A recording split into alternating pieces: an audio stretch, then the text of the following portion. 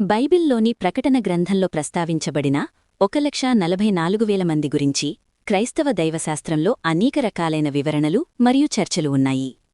ఈ సంఖ్య ప్రధానంగా 2 సందర్భాలలో కనిపిస్తుంది: ప్రకటన 7వ అధ్యాయం మరియు ప్రకటన 14వ అధ్యాయం. ఇక్కడ దేవుని దూతలు భూమినిగాని సముద్రాన్నిగాని పాడుచేయకముందే దేవుని దాసుల నుదుళ్లపై ముద్ర వేస్తున్నట్లుగా రాయబడి ఉంది.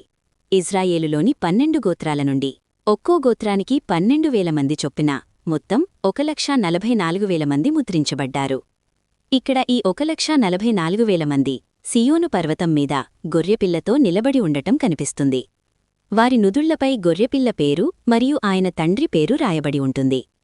బైబిల్ ప్రకారం ఈ సమూహానికి కొన్ని ప్రత్యేక లక్షణాలు ఉన్నాయి.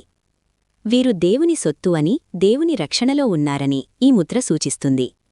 వీరు స్త్రీలతో అంటుపడనివారు అని, అనగా ఆత్మీయంగా కల్మషం లేనివారని, పవిత్రతను కాపాడుకున్నారని అర్థం.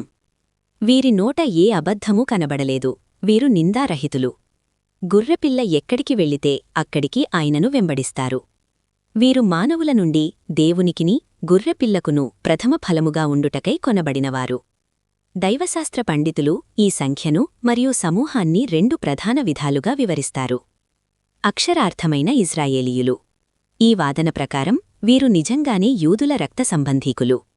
అంత్యదినాలలో లేదా మహాశ్రమల కాలంలో దేవుడు ఇజ్రాయేలులోని 12 గోత్రాల నుండి 1,44,000 మందిని ప్రత్యేకంగా ఎన్నుకుని వారిని రక్షించి సువార్త కకటించడానికి వాడుకుంటారని కొందరు నమ్ముతారు. ప్రకటన గ్రంథం ఎక్కువగా సంకేతాలతో కూడినది కాబట్టి ఈ సంఖ్యను అక్షరార్థంగా తీసుకోకూడదని కొందరి వాదన. 12 అనేది దేవుని పరిపాలన లేదా సంపూర్ణతకు సంకేతం. 1,44,000 ఇది దేవుని ప్రజలందరినీ కలిపి సూచించే ఒక సంపూర్ణ సంఖ్య అని వీరి భావన. అనగా ఇది మొత్తం రక్షించబడిన సంఘాన్ని సూచిస్తుంది.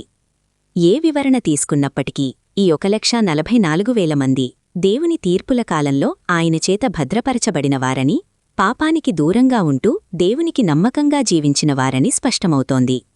కష్టకాలంలో కూడా దేవుడి తన ప్రజలను ఎలా ముద్రవేసి కాపాడుతాడో చెప్పడానికి ఇది ఒక గొప్ప ఉదాహరణ.